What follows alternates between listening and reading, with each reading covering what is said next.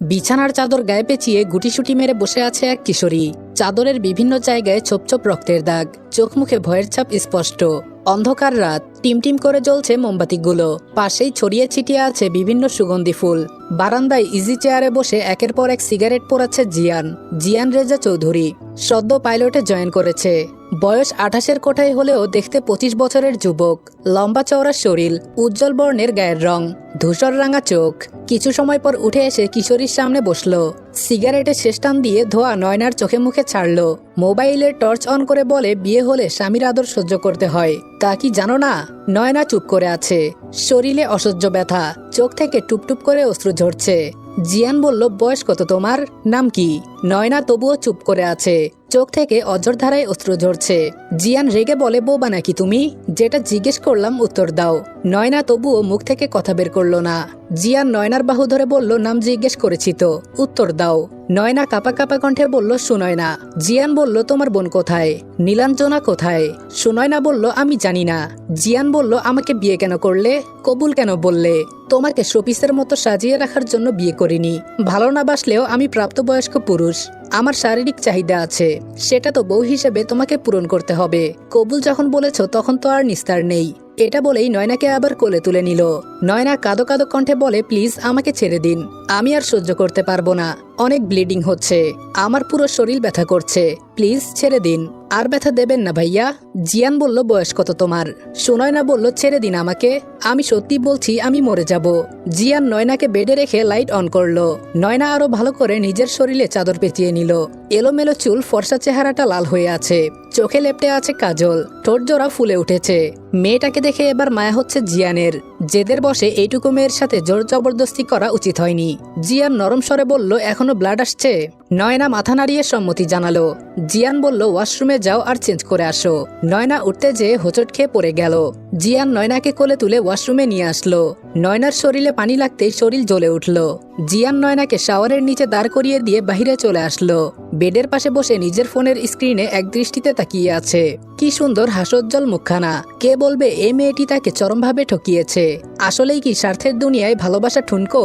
এর মধ্যে শীতে কাঁপতে কাঁপতে জিয়ানের একটু দূরে দাঁড়িয়ে নয়না বলে, আমার প্যাড লাগবে। জিয়ান বলল, আমি কি তোমার চাকর? আমাকে কেন বলছো? নয়না জিয়ানের ভয়ে আরো 2 কদম পিছিয়ে যায়, যার ফলে নয়নার কাঁধ থেকে চাদরটা সরে যায়। ফর্সা কাঁধে তিলটা জলজল করছে। জিয়ান চোখ রাঙিয়ে বলে, তুমি কি ড্রেসও পরতে পারো না? এখন সেটাও আমাকে পরিয়ে দিতে হবে? নয়না চাদর শক্ত করে ধরে বলে, আমার ড্রেসও তো বাসায়। জিয়ান বলল, তাহলে তুমি এখানে কেন এসেছো? নয়না কিছু বলবে তার আগে জিয়ান নয়নার দিকে একটা টি শার্ট আর জিন্স বাড়িয়ে দিয়ে বলে, আজকের মতো ম্যানেজ করো, কালকে একটা ব্যবস্থা করব। নয়না বলল, কিন্তু প্যাড? জিয়ান বলল, প্যাড দিয়ে কি করবে? নয়না পায়ের নখ দিয়ে দেয়ালে আঁচড় কাটছে। জিয়ান বলল, বলো। নয়না মিনমিন করে বলল, পিরিয়ড। জিয়ান বলল, প্রথমবার তাই ব্লাড বের হয়েছে, এখন থেকে আর বের হবে না, চুপচাপ এগুলো পরে শুয়ে থাকো। নয়না ওয়াশরুমে এসে টি শার্ট পরতেই হাঁটুর নিচ পর্যন্ত ঢেকে গেল। 6 ফুট লম্বা চওড়া বডির টি শার্টের ভেতর নয়না চানাপোনা। জিন্সটাও পরে 2 হাতে ধরে আবার রুমে আসলো। জিয়ান নয়নার দিকে একবার তাকালো, তাকিয়ে কোনো মতে নিজের হাসি চেপে রেখে বলে, বা পাশে শুয়ে পড়ো। নয়না চুপচাপ গুটিসুটি মেরে শুয়ে পড়ল। মাহফুজা বেগম বালিশে মুখ গুজে ফুপিয়ে কেঁদেই চলেছে। মাহবুব তালুকদার এবার উঠে বসলেন। বেড সাইডে থাকা সুইচ টিপ দিয়ে লাইট অন করলেন। ধমকের সুরে বললেন, সে কখন থেকে মরা কান্না করছো? তা মরেছেটা কে? মাহফুজা বেগম বললেন, এই বাচ্চা মেয়েটাকে চোখের সামনে থেকে নিয়ে গেল, আর তুমি বলছো কে মরেছে? মাহবুব তালুকদার বললেন, মাহফুজা, কতবার বলেছি মেয়েদের জন্মই হয় পরের ঘরের জন্য, আজকে না হয় কালকে পাঠাতেই হতো। মাহফুজা বেগম বললেন, তাই বলে আমার বাচ্চা মেয়েটাকে বিয়ে দিয়ে পাঠিয়ে দিবে? মাহবুব তালুকদার বললেন, আমি যা করেছি এই তালুকদার বংশের মান সম্মান আর ভালোর কথা চিন্তা করেই করেছি, আর তাছাড়া ছেলেও ভালো আর বংশীয়। মাহফুজা বেগম বললেন, সবসময় তুমি ভালোই করো, তবে সেটা তোমার ভাইয়ের জন্য নয়তো তার পরিবারের জন্য, কিন্তু সেসবে আমার মেয়েটাকে কেন কুরবানি দিলে? মাহবুব তালুকদার বললেন, আমার মেয়ে আর আমার ভাইয়ের মেয়ে আমার কাছে আলাদা না। নীলাঞ্জনা একটা ভুল করেছে, তার ভুলের জন্য আমরা শাস্তি দেব, কিন্তু সমাজের মানুষের কাছে নিজের মেয়ের সম্মান নিয়ে কথা উঠুক সেটা তো হতে দিতে পারি না। নাজিম চৌধুরীর যেমন নাম তেমন তার দাপট। তার একমাত্র ছেলে জিয়ান রেজা চৌধুরী। যদি তাদের প্রস্তাবে রাজি না হতাম তাহলে সমাজে মুখ দেখানোর মতো অবস্থা তারা রাখতো না। মাহফুজা বেগম বললেন, বাহ, নিজের ভাইয়ের মেয়ের সম্মান রক্ষা করার জন্য নিজের মেয়ের জীবন বলি দিয়ে দিলে। মাহবুব তালুকদার বললেন, বলি কেন বলছো, মেয়ে আমার ভালো থাকবে। মাহফুজা বেগম বললেন, তা তো থাকবেই, এখনো এসএসসির গণ্ডি পেরোতে পারলো না, সেই মেয়েকে একটা প্রাপ্তবয়স্ক পাইলটের গলায় ঝুলিয়ে দিলে, এখন বলছো মেয়ে আমার ভালো থাকবে। তুমি কি সত্যি সুনয়নার নিজের বাবা? এমন বাবা যেন কোনো মেয়ের না হয়। মাহবুব তালুকদার বললেন, হ্যাঁ, আমি পৃথিবীর সবচেয়ে স্বার্থপর বাবা। মাহফুজা বেগম বললেন, তুমি মনে রেখো, আমার মেয়ের শরীরে একটু আঁচড় লাগলে আমি কাউকে ছেড়ে দিব না, জেলের ভাত খাওয়াবো সবাইকে, ভুলে যাব কার সাথে আমার কি সম্পর্ক। মাহবুব তালুকদার উঠে এসে বারান্দায় দাঁড়ালেন। রাত বাজে 1:25। এখন কি কল করা ঠিক হবে? 7-5 ভাবতে ভাবতে কল করেই বসলেন নাজিম সাহেবকে। নাজিম সাহেব ভ্রুকুচকে কলটা রিসিভ করলেন।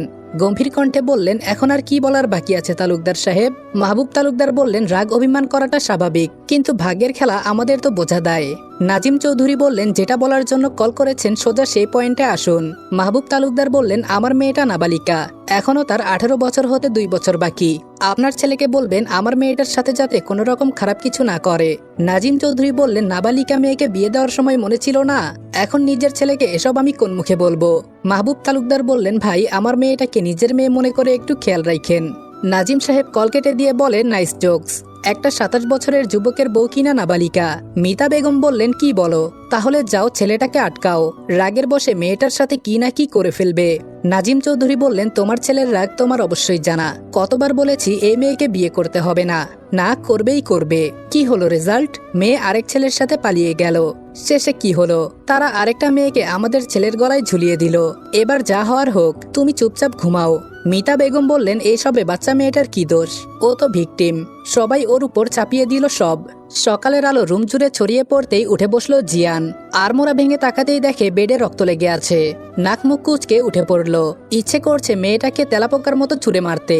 নিজের রাগ সংযত করে ডাকতে লাগলো, এই মেয়ে উঠো। কি হলো, উঠছো না কেন? নয়না বলল, আম্মু, আমার পিরিয়ড চলছে, একটু ঘুমাতে দাও তো, ডিস্টার্ব করো না। জিয়ান আর ডাকলো না নয়নাকে, ফ্রেশ হয়ে নিচে চলে আসলো। বাসার কারোর সাথে কোনো কথা না বলে বের হয়ে গেল বাহিরে। ফার্মেসিতে এসে চুপচাপ কতক্ষণ দাঁড়িয়ে রইল, বারবার ঘুরে ঘুরে প্যাডের দিকে তাকাচ্ছে, কিন্তু দোকান তো ফাঁকা হচ্ছে না। ধুর, আজকে কি মান সম্মান এভাবেই চলে যাবে? দোকানদার হঠাৎ করে বলল, আপনার কিছু লাগবে? জিয়ান বলল, জি, 1 প্যাকেট প্যাড দিন, সবচেয়ে ভালোটা। লোকটা প্যাড প্যাক করে দিতে দিতে বলে, স্যার, নতুন বিয়ে করেছেন বুঝি, তাই নতুন নতুন লজ্জা পাচ্ছেন? আরে স্যার, এসব তো কমন ব্যাপার, এত লজ্জা পাওয়ার কিছু নেই। এর সাথে চকলেট, আইসক্রিম, ফুল কিনে নিয়ে যাবেন, দেখবেন ভাবি আসমানের চাঁদ পাওয়ার মতো খুশি হয়ে যাবে। জিয়ান বলল, আপনাকে কত টাকা দিব? দোকানদার বলল, 120 টাকা। টাকা দিয়ে জিয়ান দ্রুত বের হয়ে আসলো। ইচ্ছে করছিল লোকটার নাক ফাটিয়ে দিতে। বাসায় এসে ঢুকতেই মিতা বেগম বলেন, মেয়েটার সাথে ভালো আচরণ করিস, মেয়েটার বয়স কম। জিয়ান বলল, বয়স কম তাহলে বিয়ে দিল কেন? বাসায় সাজিয়ে রেখে দিত। যে মেয়েকে বিয়ে দিয়েছে সে মেয়েকে নিয়ে নাটক আমি সহ্য করব না। মিতা বেগম বললেন, বিয়ে যেহেতু হয়েছে, বউ তোমারই থাকবে, কেউ নিয়ে যাবে না, কয়েকটা দিন সময় দাও। বুঝতেই পারছো আমি কি বলতে চাইছি? জিয়ান বলল, আমি বুঝতে পেরেছি, তবে দুঃখিত, তোমাদের প্রাপ্তবয়স্ক ছেলে তার বইয়ের সাথে ফুলসজ্জা সেরে ফেলেছে। কথা শেষ করার আগেই জিয়ানের গালে ঠাস করে একটা চর পড়ল। জিয়ান রক্তচক্ষু নিয়ে সামনে তাকিয়ে দেখে নাজিম সাহেব।